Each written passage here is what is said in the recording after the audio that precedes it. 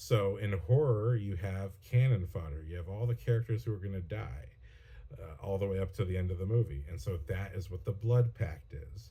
So to circle this all back to that point, when we are introduced to the blood pact, again, the script didn't have them having individual relationships or anything like that.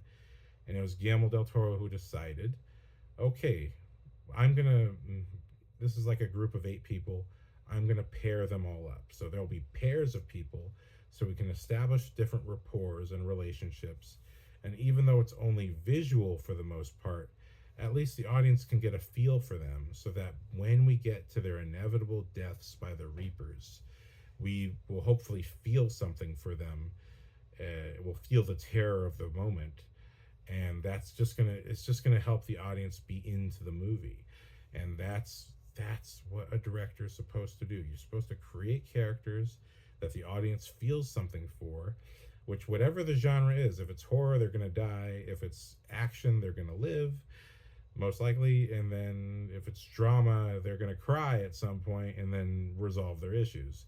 But either way, you have to think of all the building blocks. But as an action movie, I thought this was very critical and beautiful to understand that, oh, so a director doesn't just make the script how it's written. A director can do that. And you see it, there's a lot of movies where guard 1, guard 2, henchman 1, henchman 2, they don't have names, nothing's going on with them, they have no distinct characteristics. And what happens when you watch them? You don't feel anything for those movies. They go completely forgotten. This was my problem with Love Hurts. As much as I love Ki Kwan, he's wonderful. But, the characters were not distinct enough for the movie to give the audience anything. They had a couple distinct characters, and everyone else was kind of had such a generic glaze that there's nothing for the audience to grab onto when there's a death. And when there is death, it doesn't matter to the main character, or it doesn't actually affect him during the course of the story. So you got a movie that has events that make sense on paper, but beyond the paper, when an audience is experiencing it, that's the director's job. You've got to catch what the audience is going to experience. So when we meet the Blood Pact, again, what did I say? Each character is very distinct. He casts actors who have a particular vibe, and then he pairs them. So these 2 guys are friends. These 2 are a romantic partner. And these 2 are also friends, but they're a little bit more military style. And even Nisa has her bodyguard. So there's a pair that everyone has their pair. And even how Blade meets these guys, he establishes his power through action. Now, it's not a huge action physical move, but what happens is Ron Perlman essentially plays the muscle. He's the toughest Blood Pact member, and he's also bald. No, he's bald. He's bald. I forgot. Blade's not bald in this. I'm thinking of the TV show. Ron Perlman shows up. He's bald, and he asks Wesley Snipes' Blade, "Can you blush?" Which is actually something that an actual German person said to Wesley Snipes during the press tour of the first Blade. So it's a real life line, just like in the first movie. Some motherfuckers are always ice skating uphill. That's something that Wesley Snipes said and David Goyer put in the first movie. So again, can you blush? Something someone really said to Wesley Snipes that that was incorporated into the script. And Wesley Snipes responds by grabbing Ron Perlman and sticking an explosive device to the back of his head. And even though it's a single movement, it's a single action, it's not a fight, but it establishes the pecking order that Blade is in charge and they all work for him. Technically, they work for Nisa. She's the boss. And so you see the whole gang is encouraging Ron Perlman to fight with Blade, but Ron Perlman looks at Nisa for permission because Nisa's the one who's technically in charge of this group.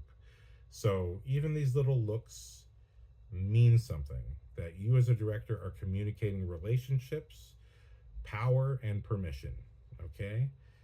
And I'll be getting into power at some point. But right now, I'm just trying to explain relationships, because how does a director tell a story through action? By establishing relationships. So, when the Blood Pact goes out to hunt for vampires for the first time, it's a huge action sequence where they're in a nightclub again. It's another vampire nightclub, but it's a huge action sequence where we see all of the Blood Pact get to use Blade's weapons that are designed to kill vampires. So they don't know yet. The Reapers, they are vampires, but during this action scene, they are using silver bullets. Silver bullets kill vampires in this universe, so the silver bullets don't work. Blade has these blades that pop out of his wrist that inject garlic, a super venomized garlic, into vampires, and it makes them explode. But when he uses it on the Reapers, when he uses it on a fight with Nomak, discovers the garlic doesn't work. So garlic, silver doesn't work. And so the Reapers just keep getting back up, and every time they break one of their bones, they just throw their bone back into place and instantly heals. So the Reaper's a totally different creature from a normal vampire. But also over the course of this scene, because it is a huge action scene in a nightclub, our Blood Pact, trying to kill the Reapers, mows through a bunch of regular vampires. And so you see that, they're so set to kill the Reaper, they don't even care about the other vampires.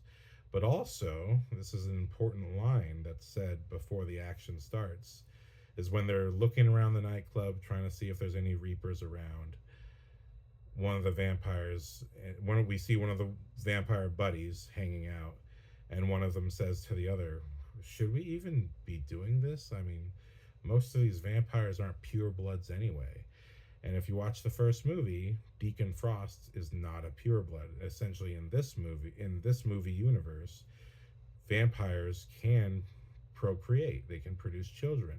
And the vampire elders of the first movie are all pureblood vampires. They're essentially original vampires who've lived hundreds to thousands of years, and they were born this way. But Deacon Frost himself was a turned vampire. And in the hierarchy of vampire culture, as far as the movies go, a pureblood has more hierarchy and power than someone who was turned. There's much less respect for them. And so when the Blood Pact is mowing down these vampires, it's because they don't care. They know that they're not purebloods, so that doesn't even mean anything to them. They're just turned vampires, which to them is like, well, you mean you didn't have a choice, so it doesn't matter? I don't care then. The only people they care about is each other, because they are a pure blood group. And, there's notions of, of course, racism embedded in here, and that's kind of what's going on. But it's also just, this is the character's motivation for why you're seeing, yes, wow, it's spectacular watching the vampires explode and the squibs and all the effects. But why is that even happening? Because, in this case, racism. The pureblood vampires could care less about the turned vampires, that technically they're supposed to be saving these vampires from the Reapers. And Blade is the only one who doesn't kill any normal vampires.